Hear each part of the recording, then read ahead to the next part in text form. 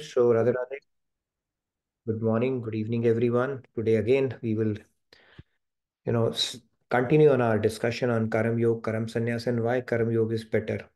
And then we have our interesting discussion, not discussion, but we're going to touch upon the willpower that we're talking about in our soul soup segment. Willpower, discipline, all that stuff we'll talk about. So let me share my screen and we will get underway.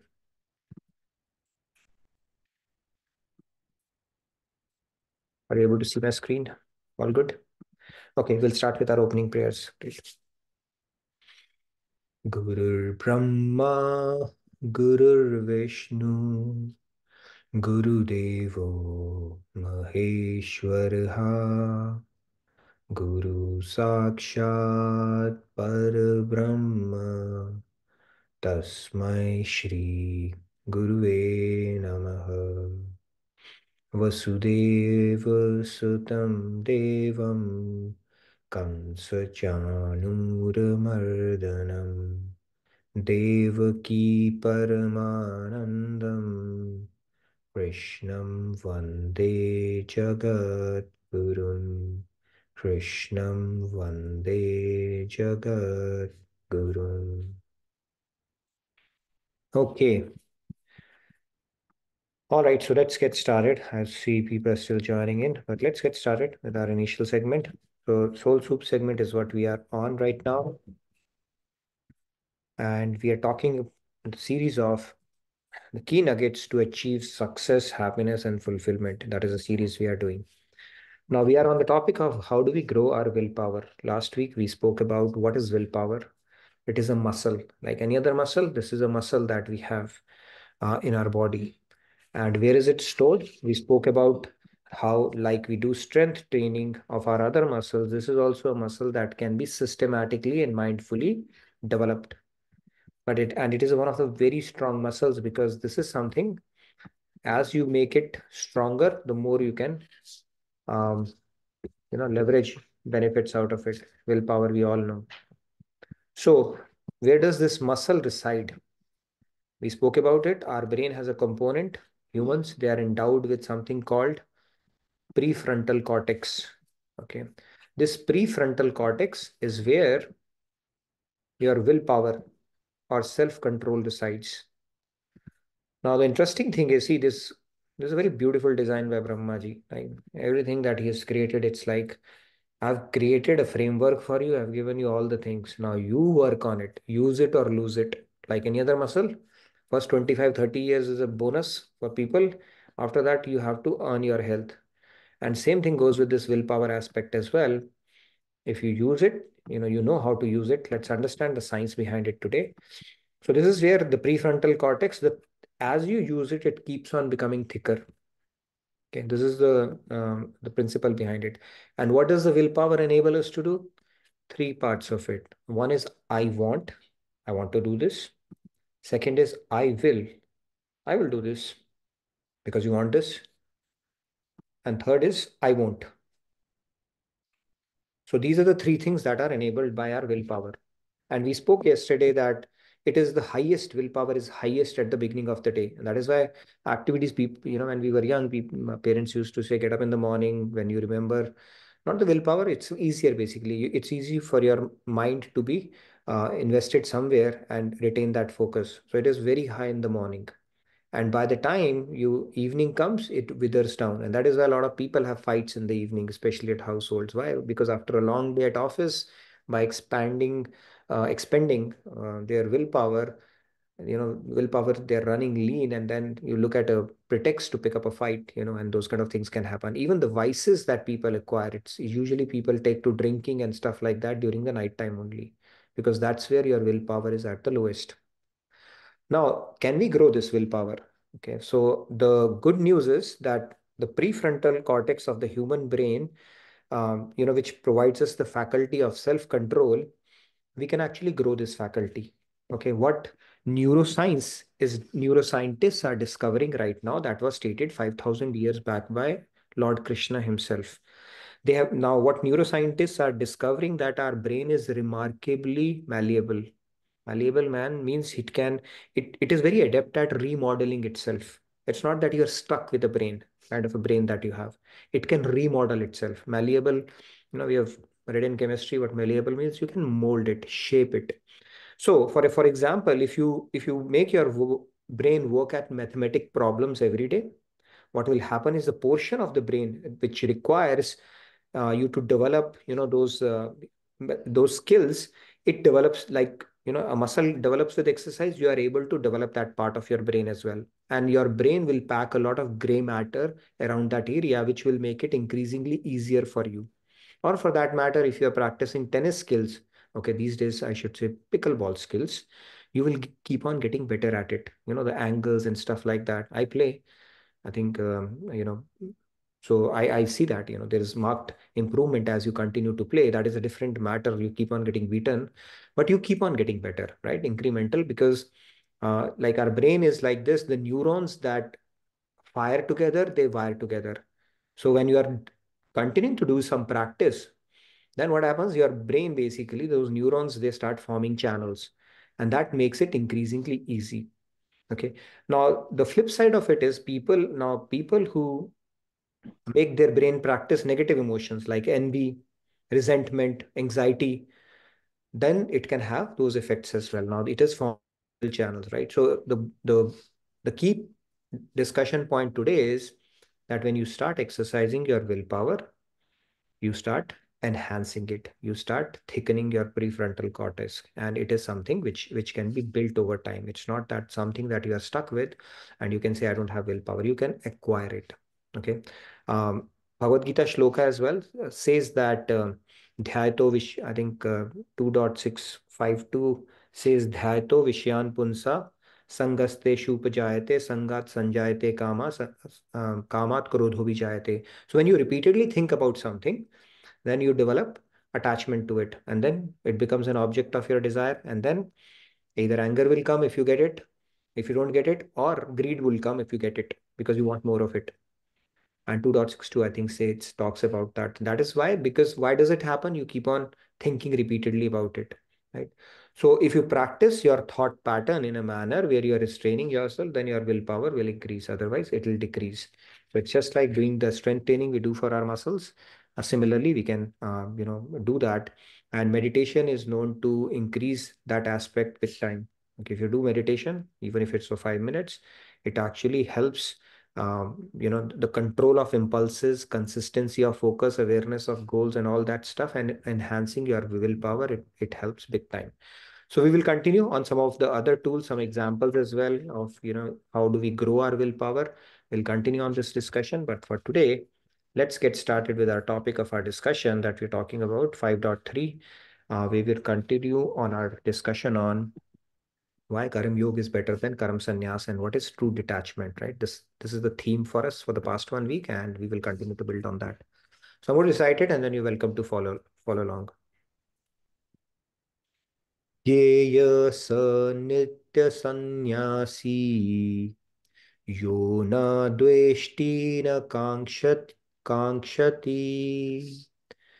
निर्वन्द्वो हि महाबाहो सुखं बन्धात् प्रमुच्यते. Let's take a few hands.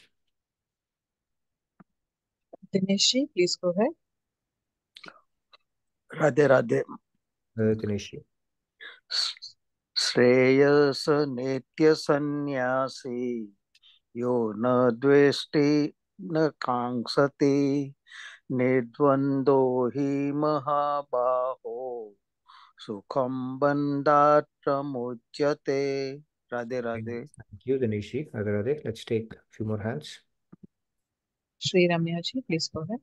Shri Ramya, good to see you. Go ahead. Radhe Radhe.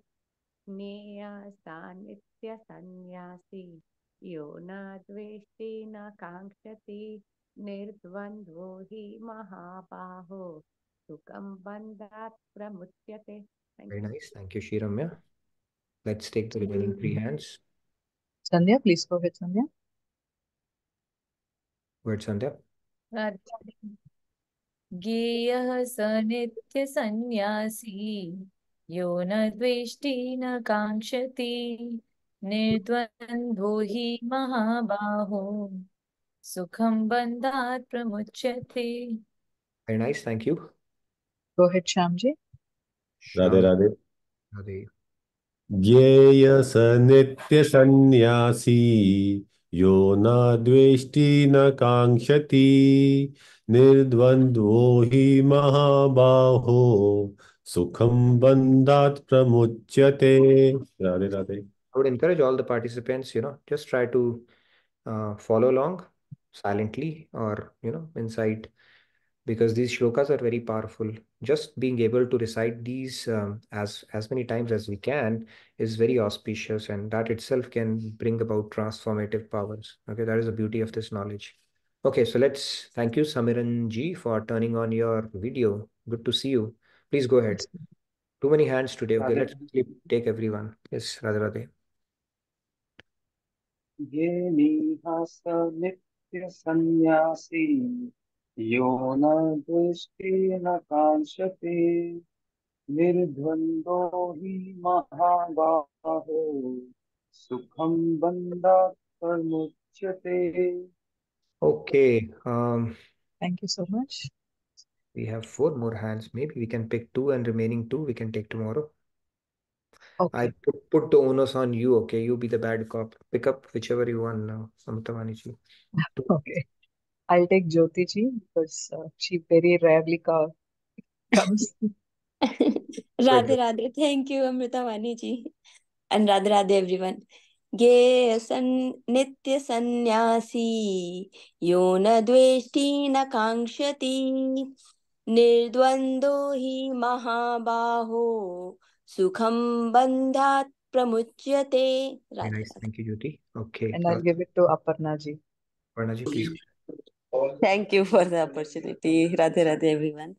Neya nitya sannyasi yo na dveshti na kankshati nirdvandvo hi mahabaho sukham bandhat pramuchyate. Aparna ji, Thank you can you so do much. it quickly? Lakshmi ji, go ahead, please. No need to say Radha Radhe. Go ahead, please. Okay. ज्ञेय स नित्य सन्न्यासी यो न द्वेष्टि न काङ्क्षति निर्द्वन्द्वो हि महाबाहो सुखं बन्धात् प्रमुच्यते. Radhe Udai ji, Radhe. please go Thank ahead, you. Radha Radhe. Uday ji, I'm not able to unmute you. Okay. 3, 2, 1. So Lord Krishna is saying the Karam yogis, sorry Udayji, I think we had some technical challenge, so we'll continue. Tomorrow we'll give you the first opportunity. So he's saying the Karam yogis who neither desire nor hate anything. Now this is a state. We looked at a lot of examples in real life. When you neither desire nor hate, it's not like you hate something, you are avert to something and you turn to spirituality or you become a sannyasi. It doesn't work that way. It's like you are dispassionate or equitably disposed to the situation around, neutral, so to say, should be considered always renounced. Free from all dualities, they are easily liberated from the bonds of material energy. So, dualities, rising above dualities, is what the key message of this shloka is. Easier said than done, but there are a lot of depth in this particular shloka to understand this concept. Free from dualities, from all dualities, hankering, lamentation, all that stuff, all the two sides of the pendulum that we swing. I want this, I hate this, I don't want this, I need this, right? We looked at that rat experiment that was conducted as well. So let's move on. So Karam Yoga, quick recap. Karam Yoga comes with an insurance policy. Insurance policy means if you fall, you're not going to hit with the thud. You have a safety net in your life. Okay, the safety net is going to protect you. Why? Because in Karam Sannyas, you resort only to spiritual duties. Like you see monks, they renounce and then all they have to do is spiritual duties and they renounce their material duties. But then in Karam Yoga, if you're not aligning to your spiritual duties, if you're not able to do it perfectly, then at least you have a recourse, a plan B. So it's not like you are neither here nor there. So you're working with a plan B. And what Lord Krishna is saying, you can make everything devotional. Right now, you're doing it for yourself, do it with the consciousness to serve God. That's all Karam Yoga is. And what happens is, even if you're not able to do it to the perfect T, at least you are doing your material duties. That is a safety net for you. So it's not like you are just entrenching yourself into this material world and end up creating more karmic backlog for you. So Karam Yoga is a recommended path in that sense. Okay. So let's move on. I see two people joining from one screen, familiar faces. Okay. So this is the concept of Karam Yoga. Okay, this you may be doing something ritualistic in your life, but in your mind, if worldly things are there, that is something which is not going to give you spiritual benefit around it. On the contrary, you might be working in office or doing anything, or could be a householder, but if you're doing it with a consciousness, you're doing it for the pleasure of God, your attachment is there. Like it's like mother might be a teacher, but she never forgets she's a mother. Right? She'll never forget she has two kids. Even you, for that matter, never forget who you are. Right? That identity is so deep rooted within us. So Karam Yoga is a concept where that understanding or that attachment to God, that okay, He's given me this ability and I have to do it for His pleasure. The music that I'm endowed with or the abilities that I'm endowed with are His gift to us. Realizing that ability and serving Him back is our gift back to Him. Okay, that consciousness we have to deepen over time. So that is essentially what Karam Yoga is. Now it is better, and let's look at now the driver of detachment, which is equanimity. So material objects, separation of loss. Now what happens? Let's understand this principle, material principle today. Okay, you can just make a mental note of it. This is the like material laws, Newton's laws, or quantum physics. Right? There are certain laws the material objects follow. Law of gravity, gravitational force and stuff like that. There are spiritual laws.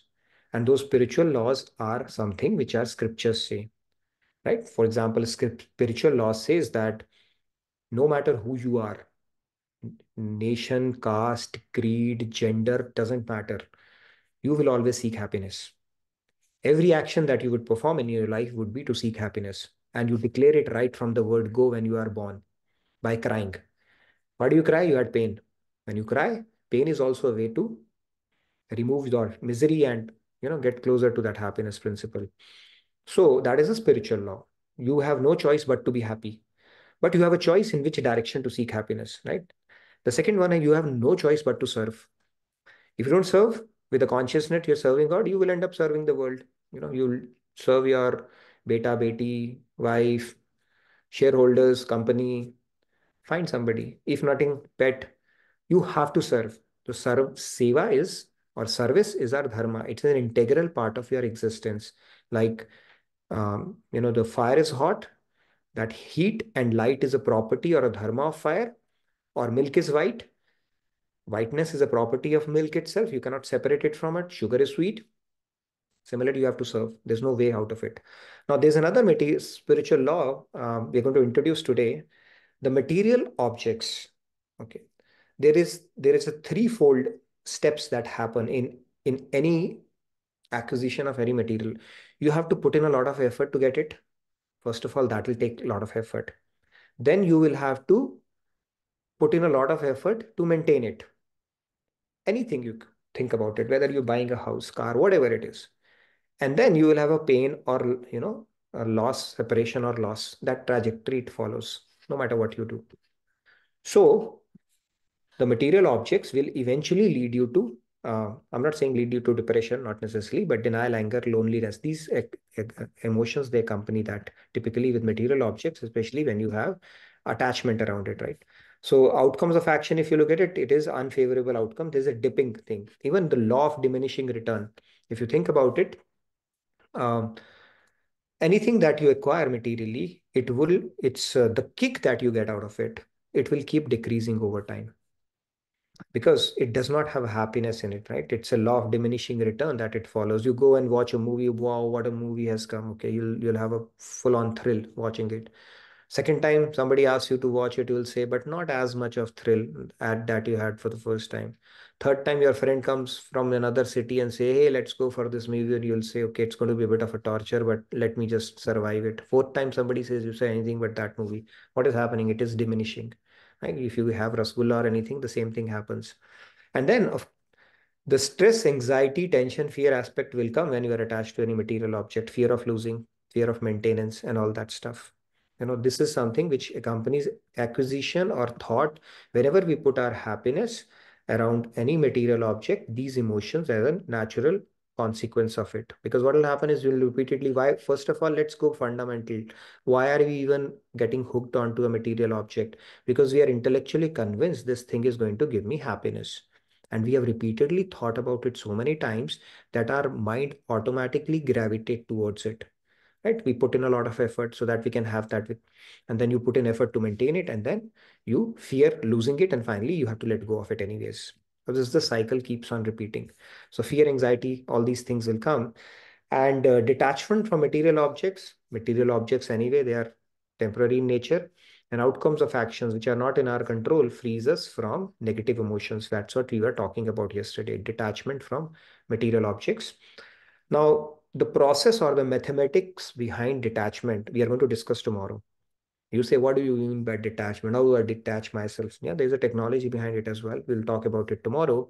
But the key is attachment is the unholy part, which causes all the problem. And we spoke that the analogy of a boat is a right one. You can always remember in your heads or in mind that a boat is able to navigate through an ocean because it is not letting the water come inside us. Although it is residing in water, but the water is not coming inside it. But when you open up attachments, different channels, okay, I need this, I need that, I should have this position by so and so age, I should have this house there, I should have this, all the template life left, looking at people around, what people are telling you, that value system and all that stuff. Then what is going to happen is those attachments are essentially the perforations in that boat that you're creating. So when you have hole in a boat, what will happen? The water will start seeping in. And when it seeps in, eventually it drowns it. And this cycle keeps on repeating with different things across different lifetimes as well, is what our scriptures are saying. So, Bhagavad Gita says, Sukh dukhe samay kritva labha labho jaya jayo tato yuddha yujyasva naivam papam vapsasi. So basically we have to become, anyways, I'll get back to the shloka. Map it back to it. Basically, God is talking about sail that these dualities, right? If you go back to the shloka, this is again reinforcing the what are the dualities? You may have happiness, or you may have, absence of happiness or misery itself. If you are able to take this with equanimity, with an understanding that this too shall pass, or nothing is permanent, everything is transient, then, and if you take labha labho jaya jaya, victory and defeat, profit and loss, misery and happiness, all those, if you take it with equanimity, you don't swing wildly like a pendulum. Rather, your amplitude is more situated near the equilibrium, then it is very pleasing to God. And then what you get in that case, when you simply tolerate that or work on yourself to say, okay, I'm not going to get excited if this happens, or nor am I going to get too depressed if this happens, because both situations are transient and they will pass. Then what you get in return from God is much more joy, peace, contentment, and a lasting, as an increasing happiness over a period of time. Saints also live in this world. They are able to look at all these things with equanimity because they know this is nothing but a temporary feeling, or that fleeting feeling that is getting created in our mind, nothing more than that. Viktor Frankl, right, we spoke about that guy. He said that even in the darkest hour, this guy was in Nazi concentration camp, and he was made to walk, beaten up, and extreme kind of tortures. Auschwitz camp, I think, in Germany. And he was made to walk naked in the middle of the night, not even knowing whether he will live to see another day. And in the middle of all that stuff, he got news that his wife and his brother, who were imprisoned as well, they got killed.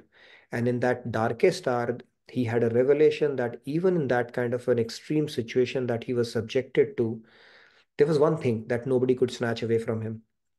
And that thing was the choice to choose happiness, basically, even in that situation, that, okay, nobody can snatch that away. What kind of sentiments he wants to harbor around that situation is something nobody can snatch away from you. So when we become equanimous or neutral, or, what you call that, neutrally disposed to that kind of when we have those start building those kind of predispositions around situations, material situations that arise from time to time, it draws a lot of God's grace, because now you are trying to align to those principles rather than simply playing to the whims of your mind, which oscillates wildly anyways. Let's move on. So happiness, distress, loss and gain, victory, we spoke about it. Then when you do that, you are not even incurring the binding karma as well. When do we incur binding karma? Because when we sail those emotions. When we sail those emotions, that means we are having the feeling of enjoyment and both the cases. But when you simply tolerate it, then it becomes a non-binding karma, and you do not incur sin. So that is the principle of equanimity as well.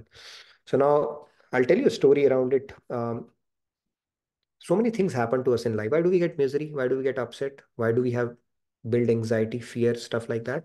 Because we think that there's a plan or there's something that is going to unfold or something that has already happened is not good for me, or it has happened against my wishes, and I have the perfect understanding of how my situation should be or what should happen to me, right? That causes all these negative emotions. So let's look at a story through a story. How can bad happen for good? It's all for the best. Okay, anyway, if you're getting confused with this, let's talk about the story and it'll make a lot of sense. So what happened once is, it's an Akbar Birbal story. So one day Akbar with his minister Birbal, they went to the forest, they were hunting, and then during the course of the journey, the king's finger was cut and the blood flowed, right? So he had a cut around it, and minister told the king, don't worry, he said. And so he said, whatever happens, happens for good. Now his finger is cut, poor guy is suffering, and he said, whatever happens, happens for good. So of course, it was not taken in good spirit by king. He was being disturbed by the pain, and when he said that, it put fuel to the fire, and he became extremely angry. And he said, put this minister to the imprisonment, imprison him right away. And he was, sure enough, he was imprisoned. Now what happened? The next day, king went to the forest, and as the luck would have it, some cannibals caught him. He went a little too far, and some cannibals caught him.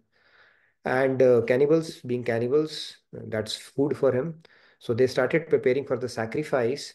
And just before he was supposed to be sacrificed, the priest saw, okay, there is some problem with this. He's a defective piece. Okay, because he's wounded. God will not accept it. So we cannot take him because his finger was cut. Okay, so then they had to free the king. Now, when the king remembered his minister's word and realized his mistake, he said, went to the minister and who was in prison, and hugged him. He said, "Oh my God, you were right. Actually, this whole thing happened. I thought it was bad, but actually it turned out to be blessing in disguise for me, and I'm saved." But then he had a question. Sure enough, I was saved, but you were put in behind the bars. What good did happen to you, and what kind of a good thing happened to you, because you had to bear the brunt of my anger and you were put behind the bars. And then the minister says, you know what? If you had not put me behind the bars, I would have accompanied you, and I wouldn't have turned out to be the defective piece like you were. So they would have devoured me by now. So even that turned out to be a blessing in disguise. So similarly, we don't know. See, it's like there's something, the grandma is knitting something, child is looking at it from the other side. He has no clue what's going on here. It just does not make sense. But from the other side, a beautiful pattern is emerging. And that is how God works as well. Steve Jobs, in his famous Stanford speech, when he was saying, I look back at my life and connect the dots, the best thing that happened to me was me getting fired from my own company. And if you go back and check it out on Google, his exit was one of the most unceremonious and humiliating exits from his own company. The company that he floated, he was thrown out by venture capitalists and stuff like that. But when he connected the dots, he said, that is the best thing that happened to me. Why? Because he rediscovered his appetite and passion for entrepreneurship. And I think he floated Alphabet. He learned those recursive learnings and all those fonts that we see, courtesy those we are able to create these presentations and all the fonts that were created. And finally, that company got acquired by Apple and he came back as a CEO. So at that moment, something that felt as a bad thing actually turned out to be a thing. And this is how our lives unfold as well. Something which we might think is really bad that is happening to us is actually truly not. It is actually God in action. He's preparing you for something bigger and better. And even if you plot the graph of your life, I always tell that in multiple sessions, some of the most darkest hours of your life, which you think were the worst things that have happened to me, if you think those are the things that define you, who you are today, and you can actually thank for those experiences and those tribulations that you have gone through, because it has actually beautified us and given us a depth and a perspective that will serve us in good stead for not only in this life, but lifetimes to come. So this is the way, and it's through struggle you will learn. If everything is going smoothly, like if let's say they say rough seas make skillful sailors. If everything is in autopilot, no traffic, no bus, how will you become a skillful driver? So similarly, this world is created. It's a perfect design by God to give us situations, circumstances, and tests so that we come out bigger, better, more beautiful out of this whole experience. So this story, hopefully it illustrates the point. I'll tell you another story. So there was a horse. Whatever, there was a farmer whose son brought a horse one day. Yes, Monica, you had a question? Go ahead. Then I'll tell you another story. I'm in a storytelling mood today. Go ahead, please.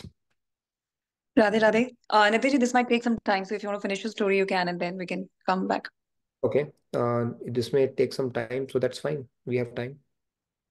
Okay, so it's basically I wanted to ask that whatever happens with as per God's design is only good for like humans, or does it also involve animals? Animals Does are completely on their destiny, right? They are survival of the fittest, right? You have said that in the, so I think that is how God has designed this whole thing, right? Now, animals, I don't know. If you end up becoming a food for another animal, is it your karma or something? Those are bhog yonis. The karma is not applicable to them at all. So, I, for animals, I don't know. It's a good question. I mean, actually, the principles, the manuals, if you look at all of our scriptures, it doesn't talk about any of the bhog yonis. It specifically talks about humans only. Now, animals, it's first of all, animals are scripted. They don't even have the intellect, right? All the other yonis, if you look at it, they are instinctive. They do eating, sleeping, mating, and defending. These four things are wired in them. And as part of catering to those instincts, a lot of things happen, right? Sometimes a deer gets killed by, as the food chain is established. So those kind of things do happen. Now, is it good for that deer to get devoured by a lion on that day? I don't know. I mean, at least scriptures I haven't come across any of that, scriptures which talk about it, because only when we become human do these principle apply to us, not in bhog yoni. Why? Because we have a free will and we can do purusharth. But in I what context are actually had you? a Mhm. sorry. Yeah, in what context are you asking? Like if some pet falls sick and stuff like that? No, actually, I saw something today. I was working, and I saw out of my master bedroom, the backyard, I saw a bobcat followed by two bobcats. I've seen like one bobcat in general, but then today I saw three bobcats walking on the fence. And then I sort of thought that probably they would just have their way out of my backyard and, they'll just walk straight. But then I think we had some construction going on in our backyard, so we had our backyard door open. So there was one hare, I mean, not a rabbit, right, the wild hare. And then I think they smelled or something, and I don't know how they found out that it was there. So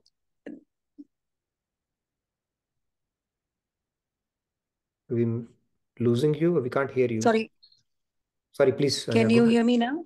Yes, we can hear you.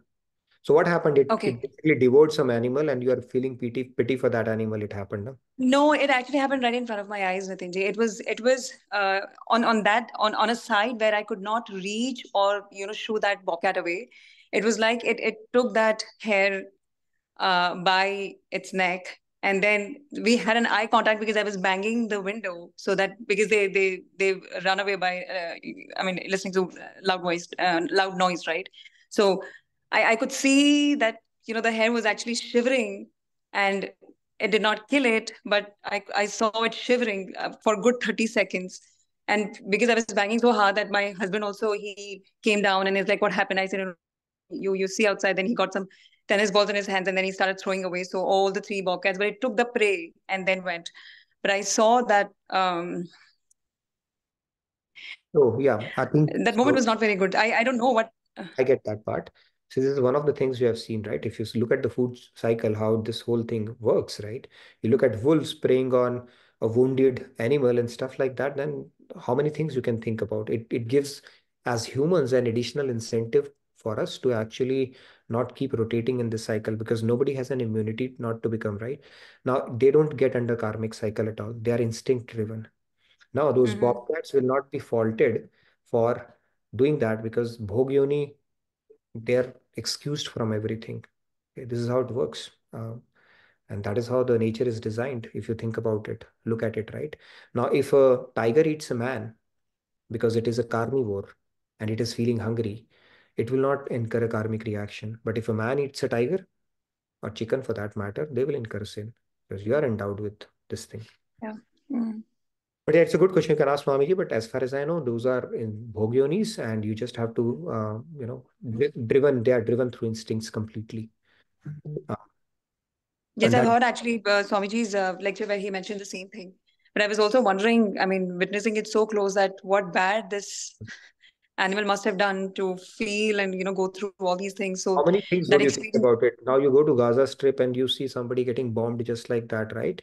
yeah, Humans are yeah. subject to that thing. And then if you live in a forest and you see carnivores, all the food chain cycle, then how many things you will. Mm. So that should actually tell us that this opportunity is a golden opportunity as a It's a human. golden opportunity. Yeah, And it doesn't come, far too often just like that. I don't know what yeah, is the algorithm that dictates for humans to become humans, like God gives that as a gift. And if we simply lead a glorified animal life centered around these four activities, eating, even animals eat, right? They don't even get diabetes or cholesterol when they eat. Sleeping, we sleep, they also sleep. The comfort that we get in sleeping in our home, they get the same comfort lying on the bare floor. Mating, of course, they can produce, 100 kids in one shot. Humans don't have that ability. And defending, they defend through their claws. We defend using our insurance policies and bank balance. So there's no, what is the difference between us and animals? We are just living a deluxe animal life. And that doesn't take us very far. So actually, scriptures tell us don't waste. Ask for deeper questions in life and do something about it because it's a golden opportunity for you. It's not going to come out just like that. yeah. Mm. So, but yeah, I get to this question. Maybe we can have more discussion around it, but then I don't think they're subject to any karmic laws, or is it God's design for a hair to, die like that because of something? I don't know about it. It's pretty complex algorithm in Okay, that. I'll read a comment. It's God Mm, provides for all the living entities. He provides for ants as well as elephants. true. Very true. Very true. In fact, this is how the nature is, right? It's a cycle. It's a cycle, and then, And yeah. one more comment. Mhm. A thought that occurred to me is that all forms of life serve to create our sophisticated ecosystems. Animals are scripted to do their part. Humans being at the top should be serving the only thing above them, God. We find trouble by not realizing that and serving the wrong things. True. Human beings, if that is why our scriptures say, if you go to Vedant Sutra, the first thing that I think Vedavyasaji, I think in second sutra or the first sutra, he's very clearly written that Athato Brahma Jigyasa. Now inquire who you are, who is God, and what is your relationship, and what is the purpose of your life. The very first sutra that he has written. That means now that you are become a human being, you need to ask these questions. If you don't ask it, if you're not ready for it, you don't get exposure, all that is fine because we are perfectly situated where we are. But if you get that opportunity, you just need to add that dimension and understand the deeper meaning of life rather than leading a very mundane, um, glorified animal life. It's very imperative. It's like in Spider-Man, the dialogue is there, right? With greater power comes greater responsibility. Now you have a greater power of becoming human. You have an intellect, free will. Animals don't have that. Now utilize it to take yourself to another level. That is always there. So another story, and then I'll take us. So the other story is there's a farmer. I have to tell this story, okay? No matter what, I will not be able to sleep. So there's a farmer, and what happens on one day, his son, not his son. So what happens on one day, there's a horse which runs to their, farmhouse. So people say, wow, it's like, a Ferrari or a BMW coming to your house. They said, wow, what a great luck you have. You've hit a jackpot. A horse has come to your house. So the farmer says, good thing or bad thing, only God knows.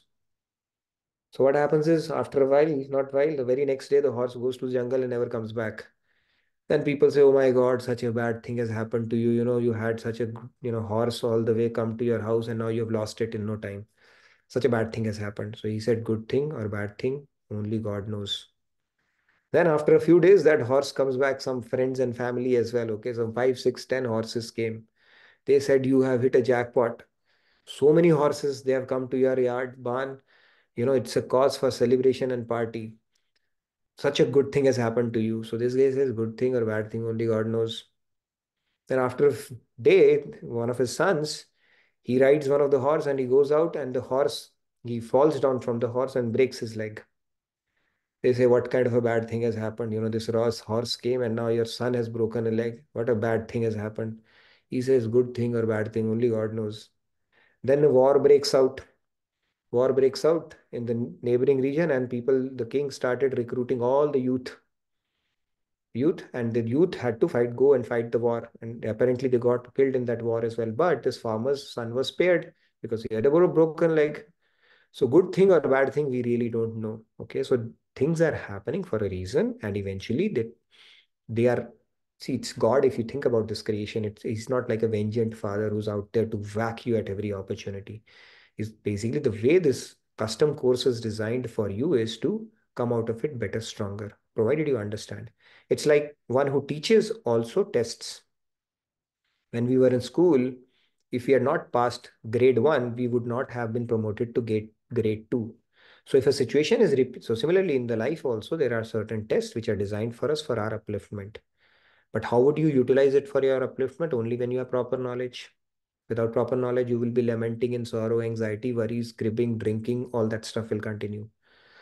And then if a test is repeating in your life, then there's a sure short sign you are failing it, because that's why that test is repeating. So if something is happening in your life, you say, why does it happen to me? Why does it happen to me again and again? Why do I end up meeting this kind of people? Why do I have this kind of a neighbor or a boss always? That's why, because of failing the test, that you'll have to repeat in the same grade. And this is how universe is designed. So the quicker we learn these things, understand this, and keep passing this, the more favor we are doing to ourselves and our spiritual journey as well. And this lamentation, anxiety, all that stuff, you have to let go of it. Like the shloka is saying, na shochiti, na kankshati. Everything is happening. Okay, God only knows. You focus on what you can do, how better you can, what perspective you can have around that situation, as opposed to start writing it's a good thing, it is a bad thing, this should happen, this should not happen, what if this happens. All these things Krishna is saying, you have to settle, make it a concerted effort to let those things settle down in your head. So that is essentially the gist of this shloka. Now we will continue to discuss more. What is the technology to detachment? Now, what is detachment? How do you build this detachment, from things around you? Because it's not a straightforward process. We are in a conditioned state. It's like a drug addict. You are asking a drug addict that stop having drugs. They will have withdrawal symptoms. Now, how do we tackle it? We'll talk about it tomorrow. Now, let's take a couple of questions and then uh, remaining hands and the questions that you may have on what we have spoken about. Yes, Falguni ji, please go ahead. I'll just read a quick comment and then take the. Yeah. It might be on the motive through which the action is done. Motive behind an action is applied to the nature's law. Samiranji has written. Yeah, that's true. Motive is hunger. Motive could be hunger. How can you fault something? Bobcat will not know that, what, I'm going to supposed to spare this here today because it is poor guy. And somebody's watching, and this will not make for a pretty sight if somebody sees that. They won't have that intellect. For them, it is a prey. They are feeling hungry and they'll go with it. This is how it goes. If a rabbit comes to your farm, will it care that you have, put all those radishes and all that stuff with so much of effort, and I should spare it or maybe have a little bit and leave rest? No, it's instinctive. All it is doing is to get food because it is feeling hungry. Same thing other animals do as well. Yes, Falguni ji. Thank you for waiting, Falguni ji. Please go ahead. Yeah, Radhe Radhe Nitinji. I just wanted to know that when we say free from duality, uh, what does it exactly imply? Like when we say duality, does it also imply like seeing Dual. oneness in everyone?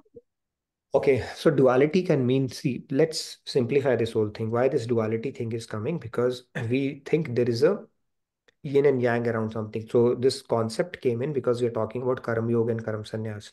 And we said people, when they turn away from the world, thinking, oh, there is so much of misery in this world, and I will become a monk. I will start practicing spirituality, or I'm going to turn my back to everything and go to ashram. That is not right. Why? Because when the misery or uncomfortable situations would come, even in their ashram life or as becoming a monk, or when they go to forest, they will turn away from that as well. So the first is to have that perspective. There is neither happiness nor sorrow in this world. You become neutral to that. So duality means those two aspects, yin and yang aspect of it. So becoming neutral to that and just tolerating both, accepting both. So duality means it's like you are on the either side. You have a predisposition on either side. I want this, I do not want this. This is happy, this is misery, right? The pendulum swings. So when you go on one extreme of happiness, that means you have gained the potential energy to go to the other extreme as well. So what it means is you need to rise above that with an understanding that, you just have to go through the motions in your life and then not participate in the drama around things which are anyway transient or temporary in nature. That is what it means. But it's pretty profound what you're asking, Falguni ji. We'll talk a little bit more about it. The dualities that we talk about, like victory and defeat. If you're going to become happy in victory, that means you're going to become sad in defeat. Right? Okay. That is what Lord Krishna is talking about. Take both with equanimity. Do it as a matter of what you're supposed to do in that situation. If you're going to get a good result, you'll become happy. If you don't get a favorable result, now you're thinking about the result, you're already incurring that part, then you'll become sad. So many depression. Why do people get into depression? Because they don't get those results that they're looking for. So Lord Krishna is saying you focus on your efforts. Don't get hung up in outcomes, not the outcomes, but the results part of it, because it's a variable of so many other factors. So that Okay. mindset is Basically, exactly what he's talking about. oh, okay. Okay. Thank you, Nitinji. Yeah, Dhoni, when he was asked once, India keeps on beating in Pakistan in the World Cups always. How does it feel? He said, we focus on the process. There will be one of the days where they are going to beat us. But as long as we have ticked all the boxes when it came to our preparation, I'm fine. That was a big statement. No wonder I saw him with the Bhagavad Gita, in one of his pictures. So he must have been deriving inspiration from these concepts, and these concepts work. Look at how successful he became as a sportsman without letting any of that fame affect him in his head. He became one of the most successful captain of India team across all the formats because he had when you become stoical, stoic is the right word. Stoic means you are like whatever. It's like I'm going to focus on my effort and rest all is beyond my control. Why even worry about it or get anxious about it? When you do that, you draw a lot of God's grace and you become, better at doing that because it starts becoming a mindset over a period of time. And that is where we need to put in a lot of effort, as an individual, because opportunities keep on presenting themselves. Yes, Lakshmi ji. Lakshmi ji, please go ahead. Thank you for Am I waiting. audible? Yes, you Yeah, are. yeah. Monica just continuation of Monica just question. If we are in the human life and we haven't used our choice, and we have done some bad things, and so next we may have an animal birth. So in the animal birth, it's because of our karma, we are bearing it, or we become one of the natural cycle of the animals thing where we don't have a choice. So for in that condition, what is the next? Do we have again the human birth, or it continues like that? It's $1 million question, Lakshmi ji, that you're asking. The point our scriptures tell us is you keep rotating in 8.4 million. Now, is there a particular order in which it happens? I don't know. Maybe once we become God realized, we can ask him. Now, if somebody has made eating his priority in life, they may become pig. God may put him into that yoni because that's what you thought would give you pleasure. If somebody keeps Okay. on, there are different categories basically of animalistic life. So, um, maybe I should give that example again, right? Sleeping as a priority in life, you may become polar bear. I always used to fear that, I'll become a polar bear in next life. So the things are depending upon how you lead your life, you don't know where you'll end up becoming. But is there a formula? I don't know. And even if there is one algorithm, it's very difficult to know to get into God's head because for you to get into his God's head, you have to become realized first. Some of the questions can be answered there only. But bottom line is, our scripture says that it is a very, very precious birth when you become human. So don't let it go away, just like that. Okay. Yeah. Okay. And Thank by you. the way, if you get a formula, let's say Lakshmi ji, tomorrow God comes in your dream and gives you a formula. Okay, do you know what? If Okay. you then next life this and this, and then after 1 million and this, it will become. How will it help us? Tell me that. It will only freak us out, right? So leave Okay. it. Just focus on what we can do right now. Sure. Getting answer to this Okay. question is Radhe. not going to help us. Basically, is what I'm trying to say. Okay. Yes. Right. Thank you. Radhe Radhe. Rather, rather. Yes, Pratusha. Radhe Radhe, everyone, Radhe Radhe, sir. So, I have a certain realization that I wanted to share about, like, I was thinking about what is Bhog Yoni and the point that you mentioned about the age of God and the age of all the souls are same, right? So, if so, it's a bit long, so please be patient. So, it's like, Explain suppose, that first. Okay. Let me set the context for that. So age, yes. Age of God and age of us is same. Very true. I hope all of you understand. God is not senior to us. That is the only thing we can challenge him, by the way. After that, the competition ends. Yes, go ahead, Pratusha. yeah. So, if suppose there were two aliens, okay, they were traveling above Earth, and it was a prehistoric time. There was the Earth was like a stone. Okay. Now, the aliens did not know that the Earth was holding life in it. Right? Now, after billions of years, when it came back, it saw life. Everything came out. Now, now us, okay, us or any insect, when we come out, we sprout out of the Earth, but we still have the covering of the five elements, covering of Maya. Like a tree has a body, insect has a body, humans have a body, everyone has a body, right? But the advantage of we having a human body is we have the willpower and we have the intellect to understand our true nature as a soul. No one else has. So, in that context, if you really see every insect out there, everything has the same age, and they are like our, they say that we are all Shaktis, we are all sisters, actually. We have one relationship with our father, or in whatever way you want to connect with God. But among us, we have the same age. And that also explains the Bhog Yoni that if in any one of the lifetime when we were given the human body and we have not realized, then we have millions of desires out of which we can take any form that we want, right? Very true. Yep. So that yeah, so maybe that is why the human birth is very, very important, so that we can focus. We have to realize that we are covered with that five elements, that earth elements, and we have to do something, and we have 18 ways that Bhagavad Gita says to realize who we are. Just Right. not one or two. We just don't have to do one thing, but understand that is the level of ignorance that we have. And that is Very true. why if something is happening, we have to get out of that also. Like, because of our own desires, we have taken other forms.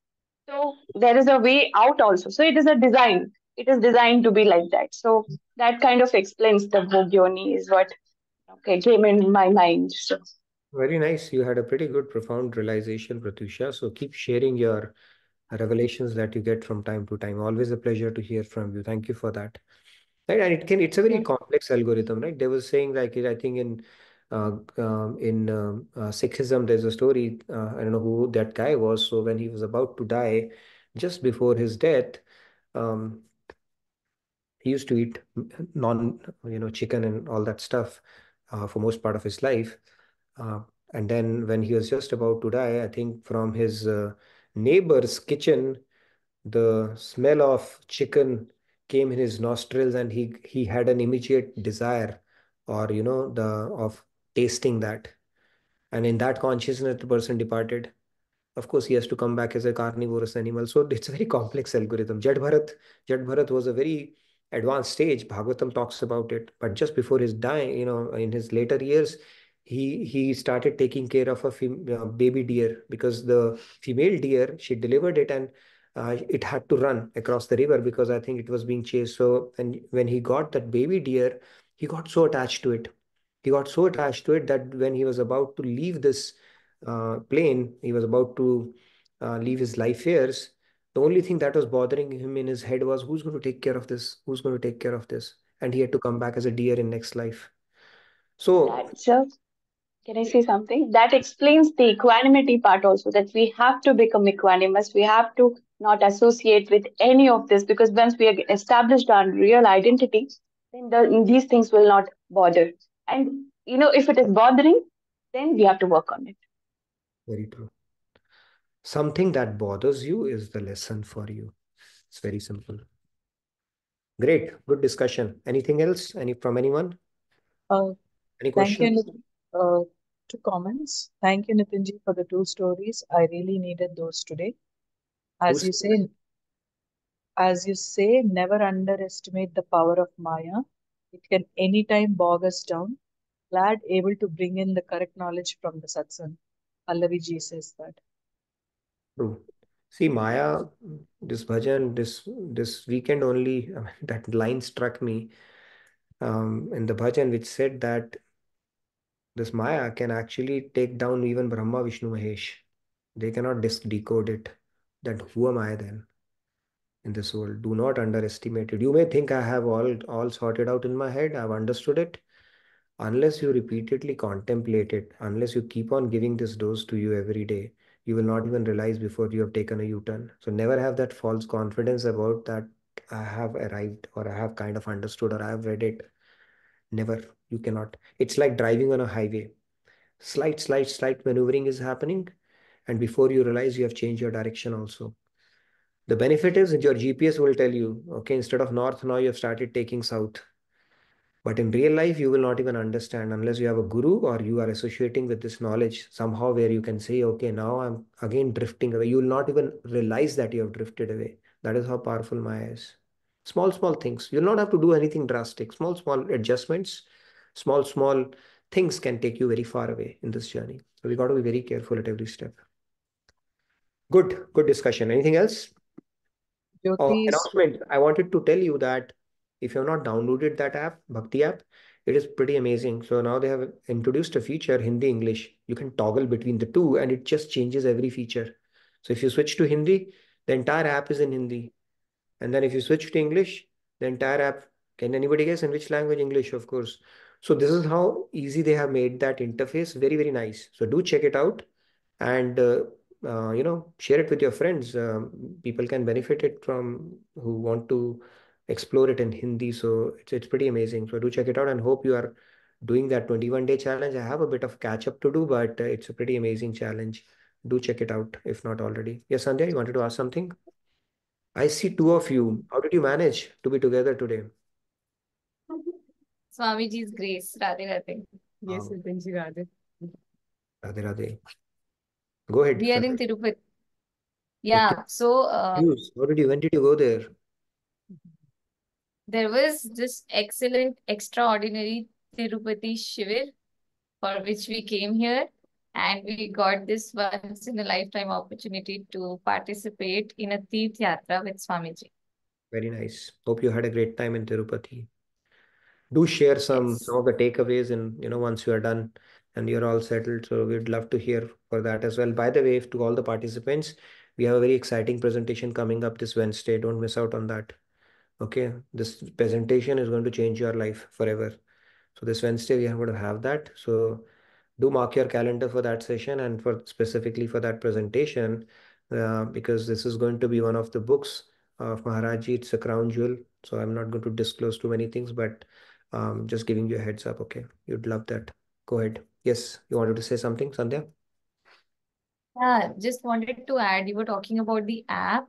So we in the Bhagavad Gita part of this app now is available in 6 languages. So in the app itself, you can read Bhagavad Gita in 6 different languages. Right. And the best part is you can make annotations, notes, all that stuff, mark it, anything that you Bookmarks. like, bookmark. So it's a very amazing technological piece that they have created. And you said 6 languages, half a And you dozen. can, right, and you can also hear how to recite any shloka. So you can play it there, right, there in the app and hear how to learn That, how to recite. So it's just wonderful, wonderful app. Thank you for sharing that. Yes, and then if we are doing the devotional segment, I can start sharing the screen whenever you say. Sure. So we are on the top of the hour already. So you're welcome to stay back because this is when we move to the devotional segment and recite a few verses from a beautiful bhajan that we have picked up. So go ahead. Sakhi, are you going to make the debut today? Two quick comments, please. Go ahead, please. And please fill out the feedback tracker, okay? Please post it. Fill it out. If you have any questions or any other remarks, please do fill it out. Go ahead. So Jyoti Swaneji has asked me to send a link to Monica ji, which I did to her, and she says that what she saw is traumatic, just trying to help her. And then Tarunji has written, desire is the root cause and key to attachment and detachment and hindrance to liberation. Till we have a single desire, God will keep sending us and sending us inward. True. This world is like a God, like an indulgent father. He says, okay, if you think, that one thing that you thought if you had would have given you that perfect happiness, be my guest. And then you come back again. So those desires, they make us keep us repeating in this world. And a question from Manisha Bhatia ji. So if in the end of our life, like that man who think about the deer becomes deer himself in next life, so he has to go through the 84 lakh yonis again, Not just necessarily. because of that thought. No, not necessarily. That is why I'm saying it's a pretty complex algorithm. Right? God may fast track stuff and stuff like that. It's not, there's no algorithm say now you have to go 0.8.4 million again. It's a pretty complex algorithm. It may be short circuited, or you may have to go through the whole drill again. I don't know. I don't have an answer. I don't think any scripture has answered that question. So all it says is we'll keep rotating in that. It could be any species, but you are not guaranteed a back-to-back human life unless you have spent a good measure of your human life in spirituality or seeking some of the higher truths. Yes, Monica ji, go ahead, please. You want to sing it or you want to say something? No, not today, Nitinji. There's just one follow-up question that being compassionate is not attachment, right? No, this is a very good question. Being compassionate is not attachment. Now, compassion is also of two types. One is a material compassion, one is a spiritual compassion. When you're operating from material compassion, you say pity. Oh my God, this is happening at when you operate from a spiritual compassion, this that pity is actually it is more of a higher level. It's like you understand, right? That souls, the kind of journey that they are on. So if you look at saints, they operate from an angle of that this soul needs help. Then you are operating at a soul level, not at a body level. Pity is like, okay, I need to give him food, I need to give him money. But when saints come, they give them things that actually takes their spiritual journey to the next level. It is giving a lift to the food for the soul itself. So that spiritual compassion comes from proper knowledge. You understand, we are all on a journey, right? Soul is not dying. It's simply changing bodies. And this design of the world is perfect. So when you operate out of that understanding, then you can look at it, the situation as it is. Otherwise, it will be colored with emotions, which is more of an attachment, pity, anger, anxiety, and all that stuff, which is more born out of material compassion as opposed to spiritual compassion. Okay, See what I'm thank saying? you. One more question in the chat. Samiran Mishra ji is asking, Nitinji, how can follow a monk's kind of life being in the worldly life? Is it the dinacharya that one needs to practice or anything else? Please help. How can one have a deep realization and experience? How can a monk's life know? What did he say? I'm sorry, I didn't get that. How can follow a monk's kind of life being in the worldly life? That's what it says here. Can you please ask that? I didn't understand that question. So monk's life, Samiranji, I've unmuted you. yeah, I couldn't understand your question. Sorry. First of Sir, all, actually, what I was mentioning is like as we go for work and have a worldly routine and duty, and is there any like thing that you can tell that being in that like duties and responsibility, how can one be at the path of at the path of the that kind of realization that monks have? Is it their routine or the practice or something like that? So did you attend the Like, session on Karam Yoga? What is Karam Yoga that we've been talking about? Samiranji, or today's your second day only? no, this is my fourth session, I guess. Okay. So Karam Yoga is essentially continuing to progress spiritually. So you don't have to become a monk to progress spiritually. Monk is a renunciate. They have renounced social duties also. But you cannot do that on your own. You can do it only under the expert guidance of a guru who's himself realized. If you prematurely renounce your social duties, then you could be incurring sin also. But when you are operating in this world, you're doing your duties, not with a sense of attachment that, oh, this is mine, but more as a trustee of God for the pleasure of God, then it becomes Karam Yoga. Then you will have the same realization that a proper monk will have. Why? Because now you are making your work instead of Bhoga Yoga. You are doing what we are doing for a spiritual, that you're making the same work spiritual as opposed to a material, pure material work, because your consciousness is different. I'll give you an example. You could be in a household life. You could be in a household life and you might be feeding somebody. Now, when you're feeding somebody, you can have different dispositions in your head.